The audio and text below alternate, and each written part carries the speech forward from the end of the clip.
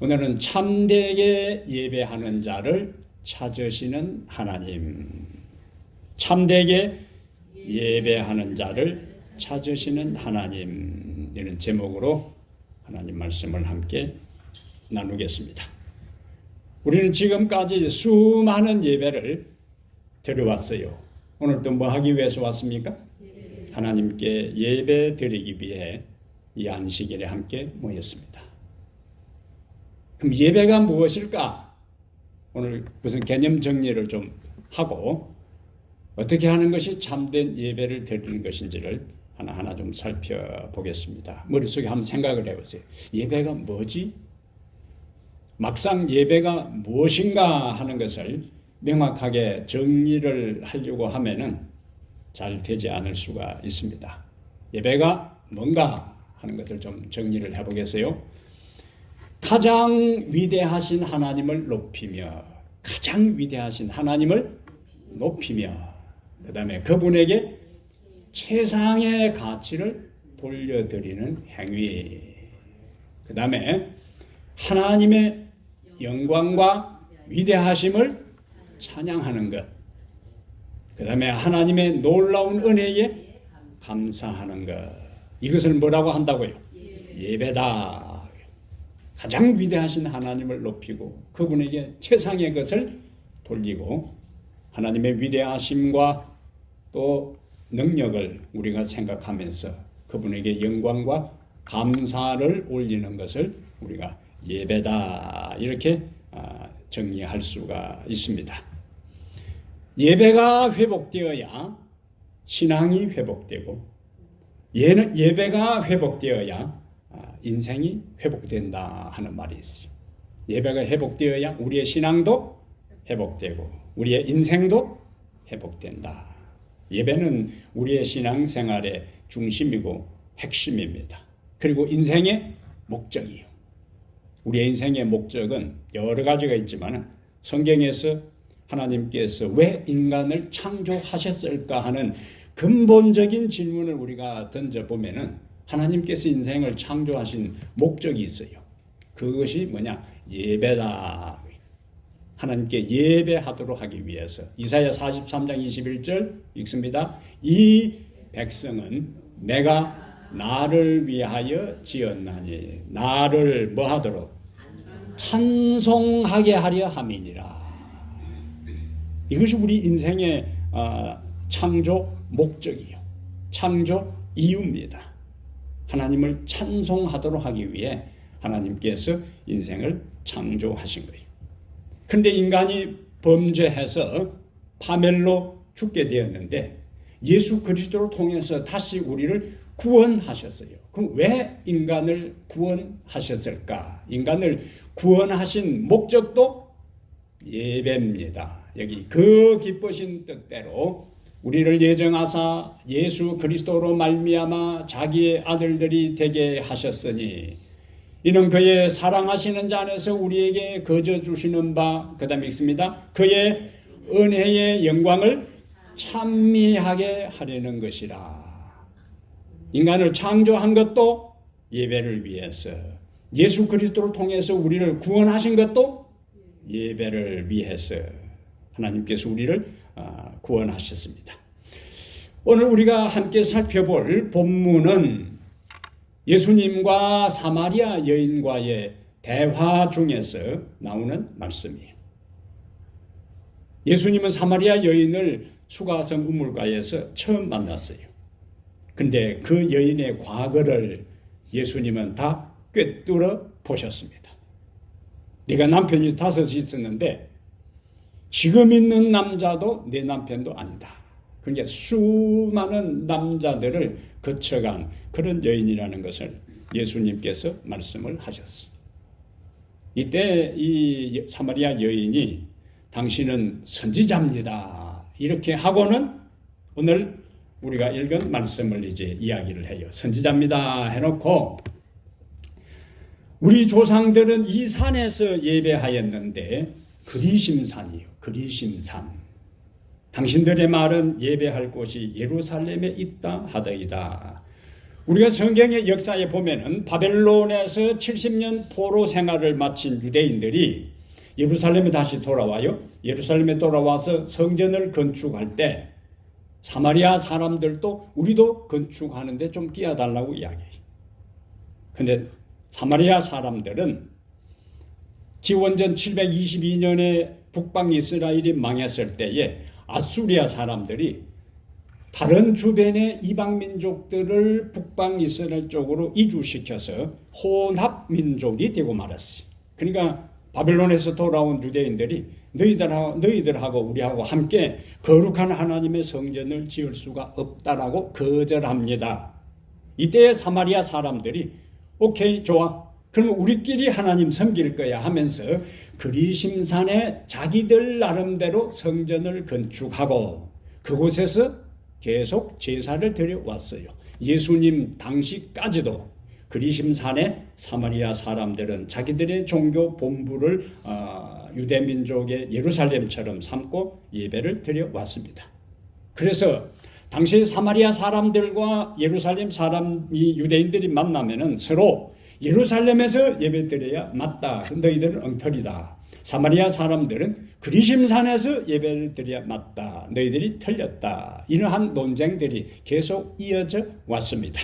이때에 사마리아 여인이 자기가 보니까 자기의 과거를 꿰뚫어 보는 이 사람이 예수님이 선지자인 걸 알고는 더 일반 이야기를 했다가는 자기의 또 다른 감추어진 비밀이 드러날 것 같으니까 화제를 돌려서 예배 문제로 전환시킵니다. 그것이 오늘 본문의 배경이 되는 거예요. 이때 예수님께서 이 그리심산도 아니고 예루살렘도 아니고 21절에 너희가 아버지께 예배할 때가 이르리라. 그러니까 예루살렘에서 지금 예배 드리는 것도 틀렸고 사마리아에서 예배 드리는 것도 틀렸고 새롭게 예배 드리는 때가 이제 올 것이라고 하면서 23절에 아버지께 참되게 예배하는 자들은 영과 진리로 예배할 때가 오나니 곧 이때라. 아버지께서는 자기에게 이렇게 예배하는 자들을 찾으시느니라. 그러면은 아버지께서 이렇게 예배하는 자들을 찾는다고 했는데 하나님이 찾는 참되게 예배하는 자들은 어떤 사람들인가 하는 것을 오늘 이제 하나하나 살펴보겠습니다. 요한복음 4장을 다 펴놓으시고 첫 번째 아버지께서 참되게 예배하는 자들을 찾는다고 했는데 어떤 사람을 찾으시는가? 참된 예배자는 영으로 예배하는 사람이다. 24절에 하나님은 영이시니 예배하는 자가 영과 진리로 예배할지니라. 참된 예배자는 어떻게 예배하는 사람이라고요? 영으로 예배하는 사람.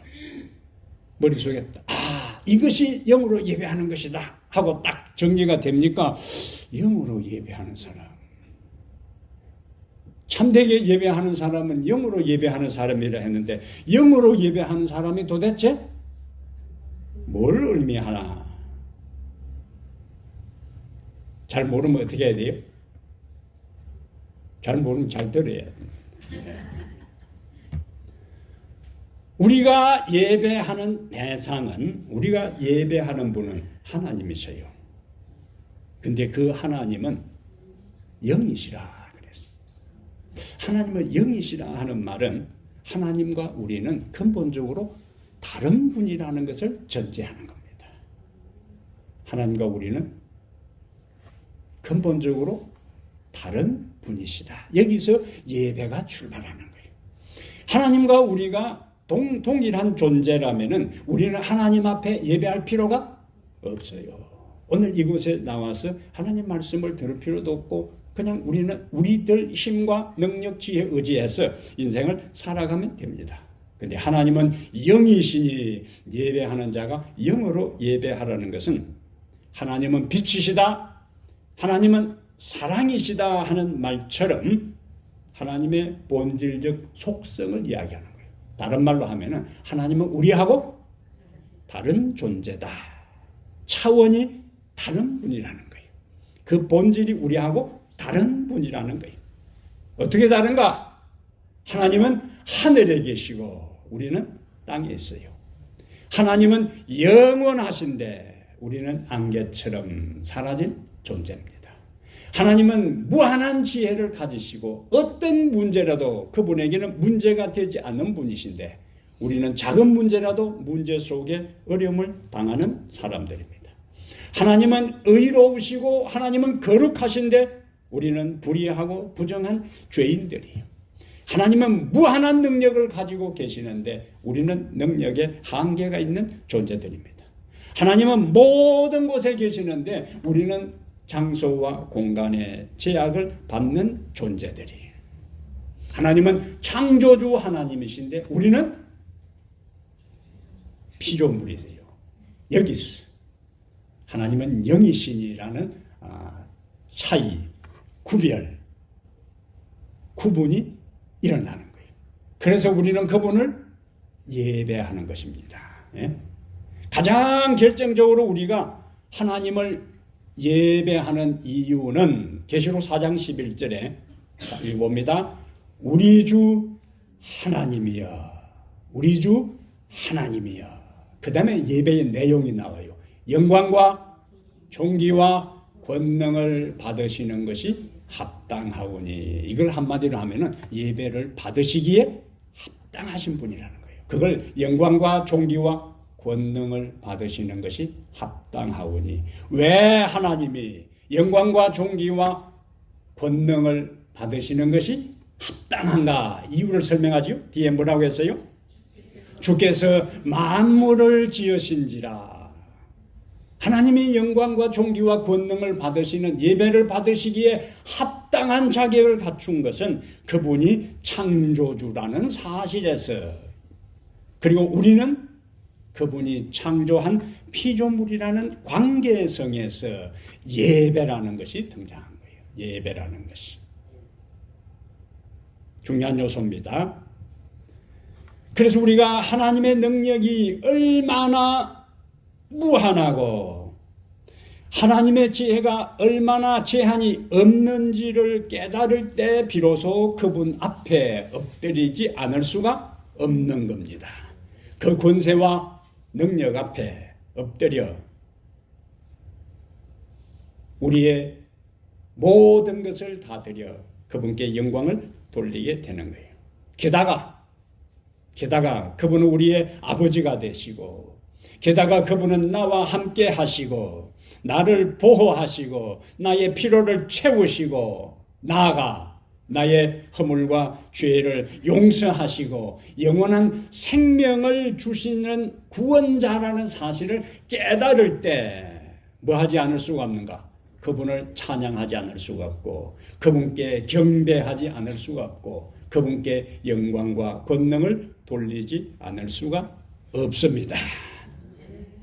하나님은 영이시라는 말에서 우리가 찾을 수 있는 내용이 되는 겁니다. 그러면 하나님은 영이시니 예배하는 자가 영으로 예배하라. 하나님은 영이시니 예배하는 자가 또 어떻게 예배하라고요? 영으로 예배하라. 하나님은 영이라 하는 것은 하나님은 인간과 차원이 다른 영적 존재라는 거예요. 우리는 육적 존재예요. 하나님은 영이고 우리는 육이요. 근데 영적 존재에게 예배하려면 육적 존재인 우리는 예배할 수가 없어요. 이 사실을 예수님은 요한복음 3장에서 니고데모와의 대화 가운데서 이야기를 했습니다. 요한복음 3장 3절에 사람이 거듭나지 아니하면 하나님 나라를 볼 수 없느니라.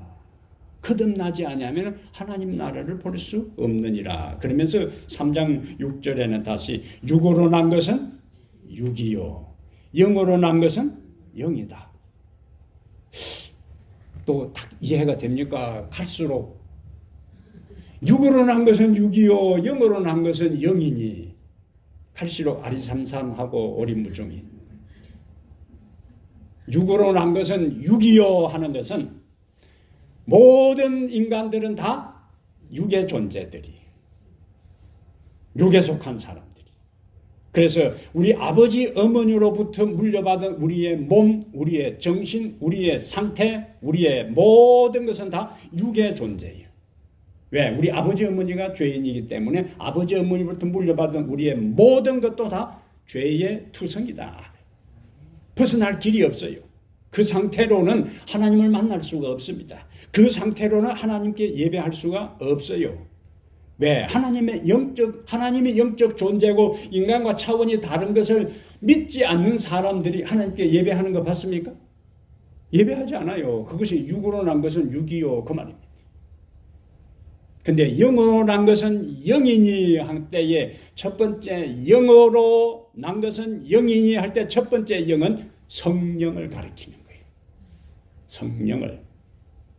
근데 육으로 난 것은 육이요, 영으로 난 것은 영이니 할 때 영은 성령이고, 우리가 다시 하나님의 자녀로 태어나는 것은 성령을 통해서 태어나는데 그것을 가리켜서 거듭남이라 그렇게 하는 겁니다. 그럼 예수 그리스도를 요한복음 1장 12절에 영접하는 자 곧 그 이름을 믿는 자들에게는 하나님의 자녀가 되는 권세를 주셨으니, 예수를 참으로 믿는 사람. 근데 누가 예수를 믿을 수 있는가? 고린도 전서 12장 3절에 예수 성령으로 아니하고는 예수를 주라 할 수 없다고 했어요. 그래서 우리가 예수님을 우리의 개인의 구주로 받아들이는 것은 누구의 역할인가? 성령께서 우리가 예수 그리스도를 개인의 구주로 영접하게 하는 거예요. 그래서 우리가 하나님의 자녀가 된 것은 결국 누구에 의해서? 성령에 의해서 하나님의 자녀가 됐으니까 영으로 난 것은 영이니 이제는 우리의 존재가 달라진 거예요. 하나님의 자녀가 된 거예요. 하나님의 자녀가 되었다. 그것이 우리가 영적 존재가 되었다는 거예요. 하나님의 자녀가 되었으니까 이제는 하나님을 뭐 하는 거예요? 섬기고 하나님께 경배하고 하나님께 예배하는 겁니다. 여러분은 6이요, 0이요? 영적 존재예요. 하나님의 자녀들은 다 이제 누구라고요? 영에 속한 사람, 영적 존재들이. 우리의 본질이 달라진 겁니다. 여기 시대소망 189페이지에 엘렌 G. 화이트가 중요한 이야기를 했습니다. 이 구절을 잘 한번 보세요. 우리는 하나님을 올바로 뭐하기 위해서? 섬기기 위하여. 이 서브라 그렇게 한 거예요. 서브는 섬기고 봉사하고 예배하는 모든 것이 포함되는데 성령으로 거듭나야 한다. 거듭나지 아니한 상태에서 하나님을 섬길 수가 없어요. 그 다음에 이것은 뭐냐? 거듭남은 거예요. 성령으로 거듭나는 것은 마음을 성결하게 할 것이며 정신을 새롭게 하여 우리에게 하나님을 알고 사랑하는 새로운 능력을 줄 것이다. 거듭난 사람이 이런 경험을 하는 거예요. 마음이 정결하게 성결하게 되는 사람, 거듭난 사람이 하는 거예요. 정신이 새롭게 되는 사람, 거듭난 사람의 경험이에요. 하나님을 아는 사람, 육으로는 하나님을 알 수가 없어요. 하나님의 성령이 우리로 하여금 하나님을 알게 하는 거예요. 우리가 하나님을 사랑할 수 있는가? 불가능합니다. 성령으로 거듭날 때 우리는 성령의 사랑으로 하나님을 사랑할 수 있어요. 그럼 마지막 문장에 이것은 거듭난 것은 우리로 하나님의 모든 요구에 절거히 순종하게 만들 것이다. 아멘. 거듭나지 아니한 사람은 하나님의 말씀을 순종할 수 없습니다. 거듭나지 아니한 사람은 계명을 지킬 수 없어요. 지키는 것처럼 보여도 문자적으로 지킬 수 있어도 마음으로는 지킬 수가 없습니다. 정신으로는 지킬 수가 없어요. 그 본래의 의미와 뜻대로 지킬 수가 없어요. 제일 중요한 게 뭐냐? 성령으로 거듭나는 거예요. 성령으로 거듭나야 그의 마음이 정결케 되고 그의 정신이 새롭게 되고 하나님을 알고 하나님을 사랑하게 되고 하나님이 요구한 것을 순종하고 따를 수가 있습니다. 이렇게 될 때에 비로소 영적 존재인 인간과 차원이 다른 그 하나님을 성령의 인도와 성령의 감화와 성령의 감동을 따라서 뭐 할 수 있다? 예배할 수 있는 것입니다. 예배할 수 있어요. 인간의 의지를 가지고 하는 것은 형식적으로는 겉으로는 할 수 있어도 마음으로는 할 수가 없습니다. 그래서 매일 하나님 앞에 기도할 때마다 하나님, 제가 하나님이 찾는 참된 예배자가 되게 해 주십시오. 기도하시면서 성령으로 온전히 새 생명으로 하나님의 자녀로 영적으로 거듭나는 중생의 경험을 하는 성도 되게 해달라고 기도하시길 바랍니다. 그리고 참된 예배자로서 하나님의 찾음받기를 바랍니다. 두 번째, 하나님은 영이시니 예배하는 자가 영과 그 다음에 진리로 예배할지니라. 참된 예배자는, 하나님이 찾는 참된 예배자는 어떤 사람인가? 진리로 예배하는 사람이에요. 그럼 또 어떤 질문이 나와야 돼요? 진리가 무엇이냐? 빌라도가 예수님에게 진리가 무엇이냐라는 질문을 했는데, 역사적으로 철학자나 종교가들에 있어서 항상 던지는 가장 중요한 질문은 진리가 무엇이냐 하는 거예요. 그럼 성경에서는 철학적 질문에 대한 답이 아니고, 성경에서 진리는 그들을 진리로 거룩하게 하옵소서. 아버지의 말씀은 진리입니다. 이미 예수님의 요한복음 14장 6절에서 내가 곧 길이요 진리요 생명이라고 말씀을 하셨는데, 그분이 말씀하신 것이 다 뭐가 되는가? 진리요. 참된 예배자는 진리로 예배한다는 말은, 참된 예배자는 하나님의 말씀에 기초해서 하나님의 말씀의 뜻을 따라서 예배하는 자를 참된 예배자라고 이야기를 했어요. 여기 중요한 또 말씀이 하나 있어요. 이 말씀을 잘 보세요. 고로새 3장 16절 읽어봅니다. 그리스도의 말씀이, 위에서 하면은 그리스도의 말씀은 뭐가 되는 거예요? 진리. 자, 그리스도의 말씀이 어떻게 된다고? 너희 속에 풍성이 거하여, 그 다음에 모든 지혜로 피차 가르치며 권면하고, 그 다음에 이제 마지막 부분 한번 보세요. 시와 찬송과 신령한 노래를 부르며 감사하는 마음으로 하나님을 찬양하고. 자, 뒷부분에 나오는 시와 찬송과 신령한 노래를 부르고 감사하는 마음으로 하나님을 찬양하고 하는 것이 무엇과 관계되겠어요? 예배와 관계되는 거예요. 예배. 그런데 그 예배, 시와 찬송과 신령한 노래를 부르고 감사하는 마음으로 하나님을 찬양하고 하는 그 일 전에 전제되는 조건이 있어요. 그것이 뭡니까? 그 전제되는 게 뭐예요? 그리스도의 말씀이 너희 속에 풍성히 거하여. 그리스도의 말씀이 우리 속에 풍성히 거할 때 비로소 서로 가르치고 권면하고, 인간관계의 일이요. 하나님 말씀이 우리 속에 풍성히 거할 때 가르치고 권면하고, 나아가서 이제는 하나님과의 관계에서 시와 찬송과 신령한 노래를 부르고 감사하는 마음으로 하나님을 찬양하는 일들이 일어나게 됩니다. 원리입니다. 원리. 자, 6일 동안 개인적으로 전혀 말씀을 가까이 하지 않은 사람이 안식일에 하나님을 찬양하며 말씀에 감동을 받고 은혜를 경험할 수 있겠는가? 그럼 마음속에 여러분들이 대답을 하면 돼요.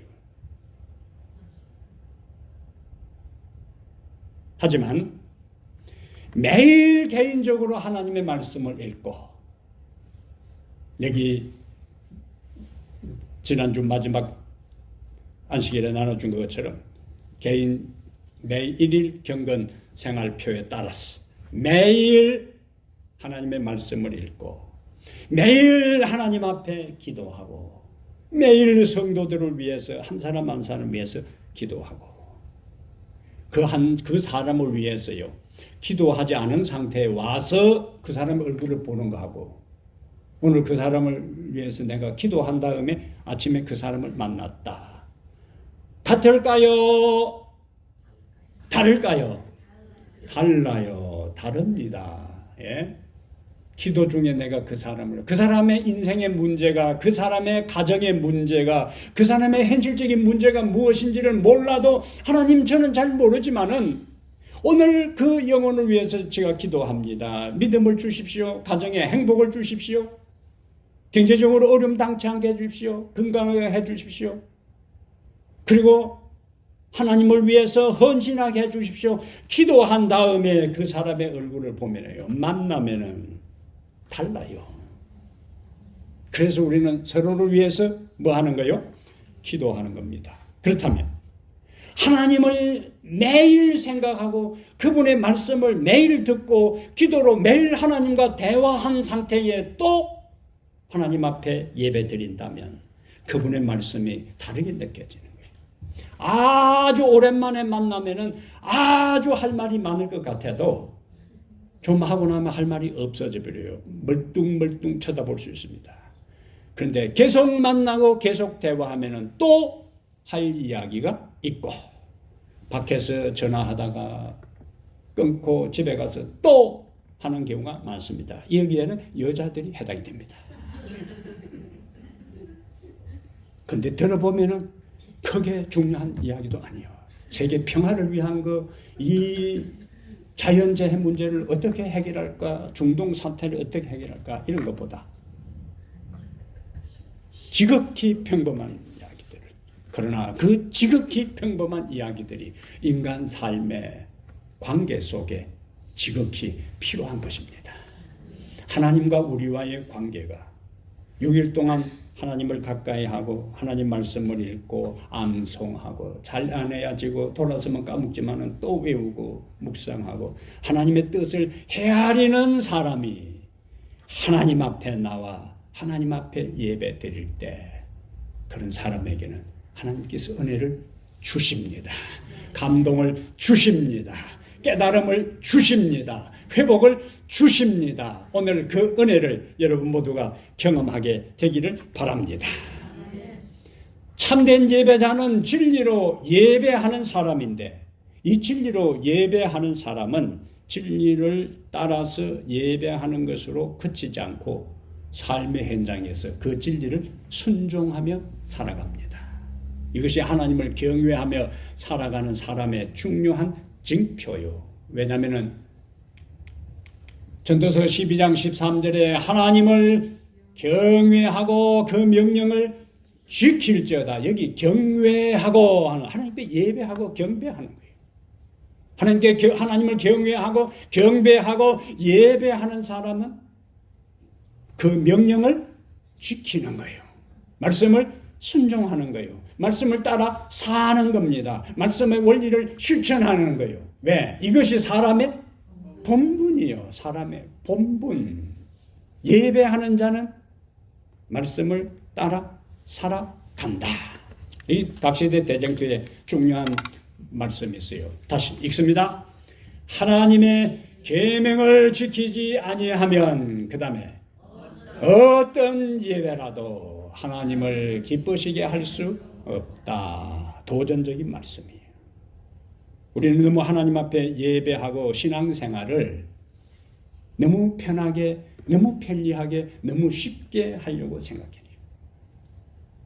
하나님의 계명을 지키지 아니하면 어떤 예배라도 하나님을 기쁘시게 할 수 없다.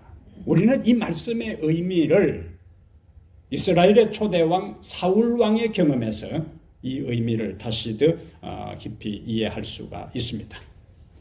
사울왕이 군사들이 이끌고 아말렉 군사들과 싸우려고 나갔어요. 하나님께서 사무엘 선지자에게 명령을 내립니다. 아말렉 군사들과 백성들과 모든 짐승들을 진멸하라. 하나님의 뭐라고요? 하나님의 명령이요. 근데 백성들과 사울이 보니까 그 짐승들 가운데 살찐 짐승들을 그냥 죽여버리냐, 너무 아까운 거라. 그래서 백성들과 왕이 의논하기를, 우리가 하나님 앞에 예배 드릴 때마다 뭐가 필요한데?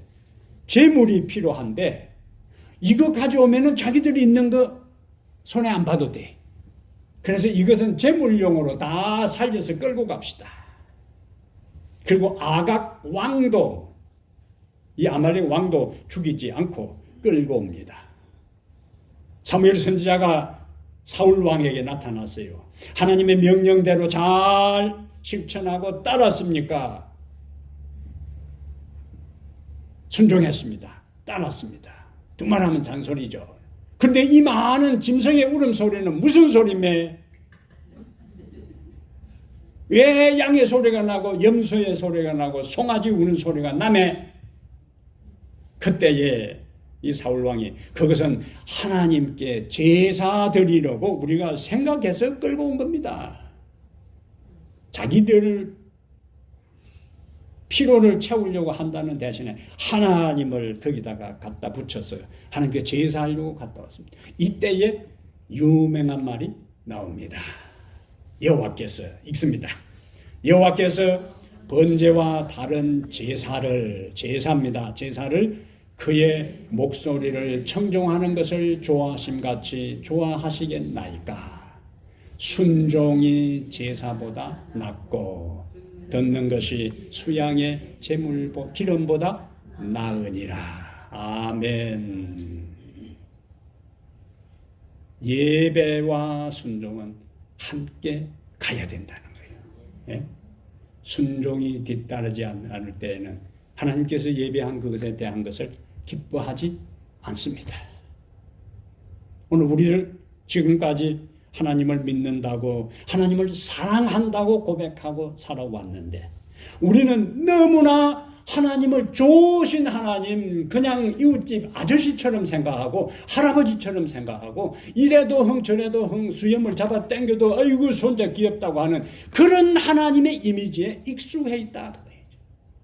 하나님을 참으로 사랑하고 경외하고 섬기는 사람들은 그분께 예배할 뿐만 아니라 그분이 말씀하신 것까지 이제 뭐하고 살아야 된다고요? 순종하며 살아가야 되는데, 그 순종의 힘을 성령으로 거듭난 사람은 하나님의 성령이 순종할 수 있는 힘을 주셔요.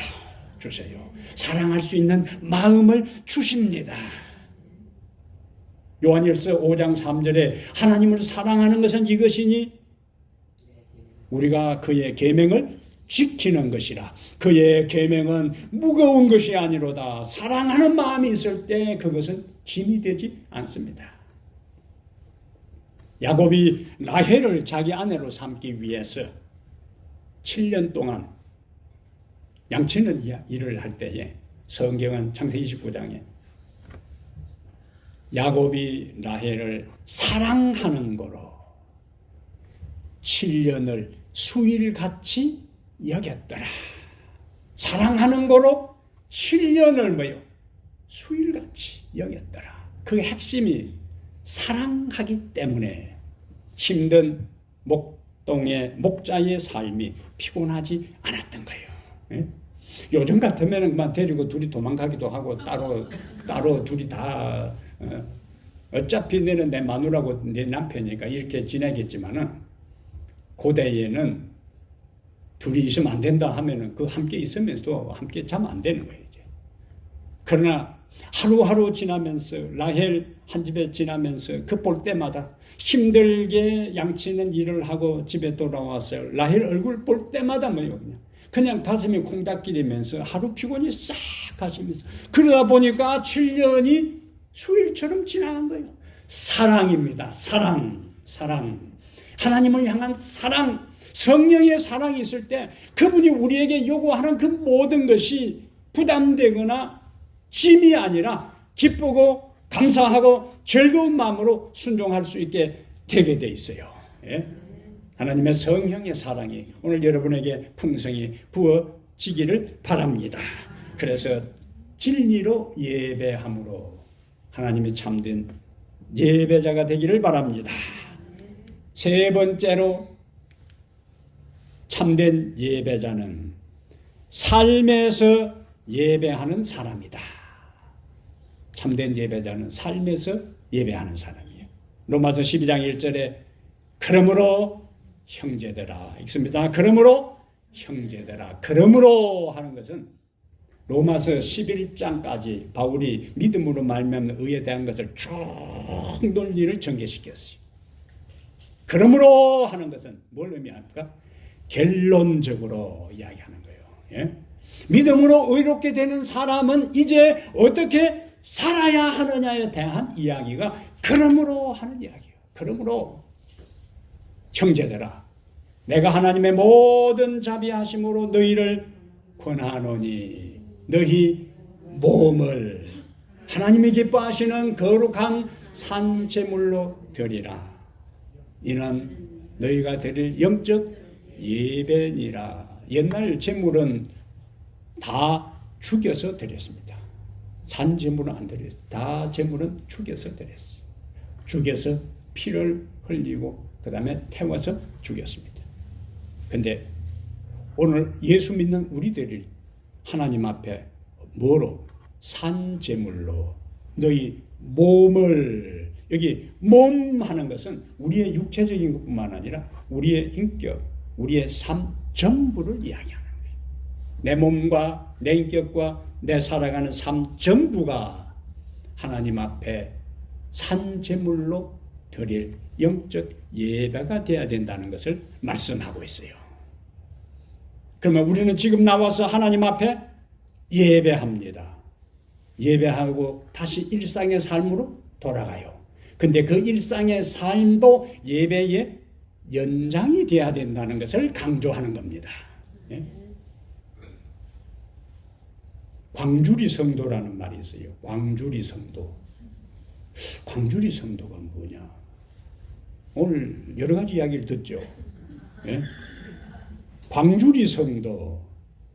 광주리 성도는 광주리를 물속에다가 담가 놓으면 물이 가득 찬 것처럼 보여요. 그런데 이렇게 들어 올리면 물이 다 빠져나가 버려요. 성도들 가운데 광주리 성도라는 것은 교회 와서 예배 드릴 때에는 은혜가 가득 차는 것 같고 말씀이 넘치는 것 같고 기쁨이 흘러 나가는 것처럼 보이는데, 풍성한 것처럼 보이는데 이 교회라는 공간에서 빠져나가면서 뭐요? 싹 빠져나가 버리는 거예요. 그래서 나가면은 본래 모습이 되고 말아요. 본래 모습. 예? 믿음도 없어져 버리고 사랑도 없어지고, 예? 하나님을 향한 갈급함도 없어지고 은혜도 없어져 버리고 교회에 나와서 채웠다가 나가면서 쏙 빼놓고 가는 그런 사람을 뭐라고 하는가? 광주리 성도라. 광주리 성도. 세상에 나가면 믿음을 찾아볼 수, 이 사람이 오늘 교회 갔다 온 사람인가 안 갔다 온 사람인가, 지도 잘 모르고 다른 사람도 잘 모르는 사람을 무슨 성도라고요? 광주리 성도. 예배와 일상의 삶이 괴리 현상, 분리되는 그런 이율 배반적인 그리스도인을 광주리 성도라 그렇게 하는 거예요. 그리스도인은 예배와 삶이 분리될 수 없습니다. 참된 예배자는 교회에서 예배 드린 대로, 하나님의 이름을 부른 대로, 기도한 대로, 찬양한 대로 일상에서도 동일하게 하나님을 의식하며 삶을 예배처로 살아가는 사람을 하나님은 이 시대에 찾고 계시는 거예요. 목사는 설교한 대로 살고 성도들은 말씀을 들은 대로 살기 위해 하나님 은혜를 구하고 성령의 능력을 전적으로 의지하며 살아가야 하는 것입니다. 그런 과정에 변화가 나타나는 거예요. 그런 과정에 하나님의 형상으로 변화되는 것입니다. 그러므로 사랑하는 여러분, 지금도 하나님은 오늘도 참된 예배자를 찾고 계셔요. 참된 예배자는 영으로 예배하는 사람들입니다. 하나님이 어떤 분이신지를 알고 내가 어떤 존재임을 알고 하나님께 예배하는 사람, 성령의 감동과 감화를 따라 예배하는 사람을 찾고 있어요. 참된 예배자는 진리로 예배하는 사람입니다. 하나님의 말씀이 마음에 풍성히 거하여 서로 권면하고 서로 가르치고 시와 찬미와 신령한 노래를 부르고 감사한 마음으로 하나님께 예배하는 사람을 하나님은 찾으세요. 하나님은 교회에서 예배 드릴 때와 일상의 삶이 분리되지 않는 사람, 예배를 통하여 들은 말씀을 따라 살아가는 사람을 이 시대에 찾고 있습니다. 바로 하나님이 찾는 참된 예배를 드리는 그런 사람들이 되기를 이 시간 중심으로 기원합니다. 우리의 예배를 받으시기 합당하신 살아계신 우리 하나님이시여, 천지를 창조하신 하나님이시여, 우리를 죄 가운데서 구원하신 우리의 구원자 하나님이시여, 주님을 찬양합니다. 주님께 영광을 돌립니다. 주님께 감사를 돌립니다. 하나님 아버지, 하나님은 하늘에 계시고 우리는 땅에 있으며 하나님은 영원하시고 우리는 유한한 존재임을 깨닫고 매 순간순간 하나님의 성령의 감동을 따라 예배하는 저희들 되게 해 주시옵소서. 하나님의 진리에 기초하여 살아가며 하나님의 진리를 따라 살며 하나님의 진리가 우리 마음속에 풍성히 거하여 하나님을 마음껏 찬양하게 하옵소서. 교회에서 예배 드릴 뿐만 아니라 우리의 삶의 자리가, 우리의 가정이, 우리의 모든 일터가 예배하는 자의 자세로 살아가게 해 주옵소서. 이제는 우리 주 예수 그리스도의 은혜와 하나님 아버지의 무한하신 사랑과 성령의 감화감동 내주 충만한 역사가 하나님이 찾는 참된 예배자가 되기로 결심한 모든 성도들 머리 위에 이제부터 영원토록 함께 있을지어다. 아멘.